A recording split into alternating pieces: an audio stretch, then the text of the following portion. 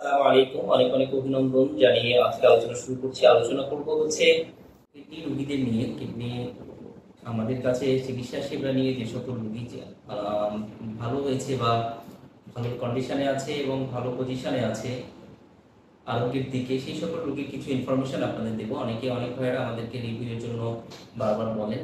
তো আমি ছোট্ট করে একটা ভিডিও করব।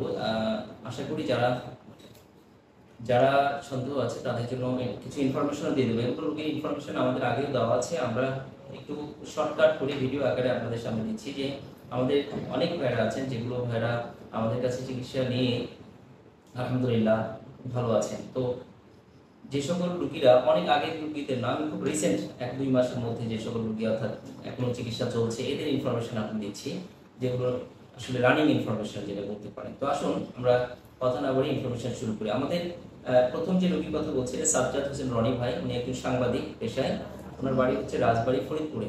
তো আমার পেজে ও ভাইয়ের টোটাল ফোন নাম্বার সহ সবকিছু দেওয়া আছে। তো এখানে আমি শুধু এটুকুই বললাম যে সাজ্জাদ হোসেন রনি ভাই পেশায় একজন সাংবাদিক, উনি ফরিদপুর রাজবাড়িতে বাড়ি। উনি মোটামুটি আরোগ্য আলহামদুলিল্লাহ। ওনার চিকিৎসা এখন বন্ধ আছে, মাত্র 2 ডোজ ওষুধের। এরপর নজরুল ইসলাম স্যার, উনি একজন শিক্ষক, উনি বরিশাল সদরে। ওনারও ইনফরমেশন আমাদের এখানে দেওয়া আছে। তো ওনার আলহামদুলিল্লাহ উনিও ভালোর দিকে আছে, আলহামদুলিল্লাহ ওনার চিকিৎসা চলছে। এরপরে আমাদের সাথে আছেন হচ্ছে মামুন ভাই হচ্ছে শ্রীমঙ্গল থেকে, তো মৌলভীবাজার সিলেটে। তো এই মামুন ভাইয়ের মোটামুটি উনি আরোগ্যের দিকে আছেন, উনিও মোটামুটি খুবই ভালোর দিকে আছেন এবং আলহামদুলিল্লাহ আশা করতেছি আর 1.5 বছরের মধ্যে উনি সম্পূর্ণ সুস্থ হয়ে যাবেন। এরপর আবুল কাশেম ভাই ওনার বাড়ি সাভারে। তো আবুল কাশেম ভাই আলহামদুলিল্লাহ 2 ডোজ ওষুধ খেয়েছেন, এখন ভালোর দিকে আছেন আলহামদুলিল্লাহ। এরপর আছেন আমাদের আব্দুর রব ভাই, আপনার সাথে উনি একজন শিক্ষক। তো উনি আলহামদুলিল্লাহ অনেক ভালোর দিকে আছেন। ওনার মোটামুটি উনি আরোগ্য 1.4 নিয়ে উনি শুরু করেছেন, এখন 1.2। তো আমি বুঝতেই পারছেন যে উনি আরোগ্য আলহামদুলিল্লাহ। তো এরপরে কাউসার ভাই আছেন, ব্রাহ্মণবাড়িয়া বাড়ি। ওনার পয়েন্ট অনেক বেশি, 12 প্লাস, উনি এখন 10-এর কাছাকাছি আছেন আলহামদুলিল্লাহ। এরপরে আতিকুর রহমান ভাই, উনি 6-6.5 নিয়ে শুরু করেছিলেন, এখন 5-এর কাছাকাছি। আলহামদুলিল্লাহ ওনার চিকিৎসা চলছে, 2 বছর শেষ চলছে আর কি। তো এই এখানে আমরা 7টা রোগীর ইনফরমেশন দিয়েছি। তো যে সকল রোগী রিসেন্ট, একেবারে খুব রিসেন্ট, এই 1-2 মাসের মধ্যে যারা আমাদের চিকিৎসা নিয়ে ভালো আছেন তাদের ইনফরমেশন। তো যে সকল ভাইরা এই সকল যাচাই বাছাই করতে চান, আমাদের পেজ থেকে বিভিন্নভাবে আপনি তাদের ইনফরমেশনগুলো নিয়ে তাদের সাথে কথা বলতে পারবেন। এছাড়াও আমাদের সাথে আমাদের অফিসে আপনারা যোগাযোগ করতে পারেন, অফিসের নাম্বারগুলো দেওয়া আছে।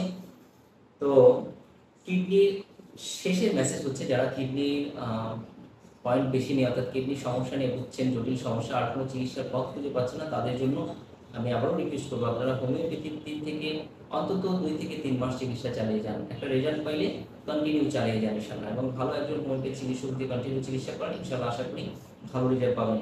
কারণ কিডনিতে অন্য কোনো পদ্ধতিতে তেমন কোনো চিকিৎসা নেই। তারপর হোমিওপ্যাথিতে সকল রোগেরই দারুণ চিকিৎসা আছে। এর মধ্যে স্পেশালিস্ট কিডনির মতো এরকম ভয়াবহ রোগের খুব দারুণ দারুণ মেডিসিন রয়েছে, যেগুলো আপনাকে সম্পূর্ণ আরোগ্য করতে পারে। তো প্রিয় বন্ধুরা, এই ব্যাপারটা কোনো অভ্যাস করার ব্যাপার না। অনেক সময় হোমিওপ্যাথিকে আমরা তুচ্ছ তাচ্ছিল্য করি, ব্যাপারটা এরকম নয়। হোমিওপ্যাথি কিসের বলে আজকে পৃথিবীতে টিকে আছে, যার কোনো সার্জারি সেক্টর নেই, তারপরে হোমিওপ্যাথি বিশাল বলে টিকে আছে।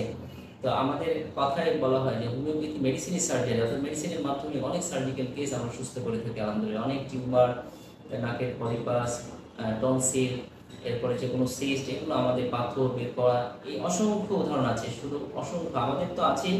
এছাড়া পৃথিবীতে লাখ লাখ ডাক্তার রয়েছে এবং লাখ লাখ রোগী এর মাধ্যমে ইমপ্রুভমেন্ট হয়েছে। আর এই কারণেই কিন্তু আজকে হোমিওপ্যাথি বহাল তবিলিতে টিকে আছে আলহামদুলিল্লাহ।